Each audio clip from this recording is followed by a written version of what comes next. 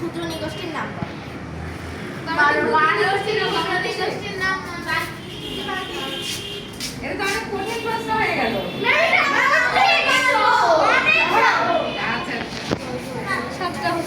বলতে আচ্ছা শুরু করো।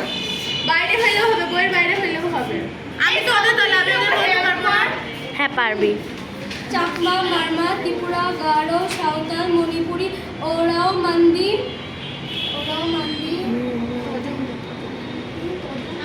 তজনহা, মো, সাঁওতাল,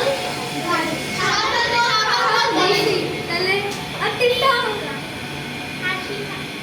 খাসি।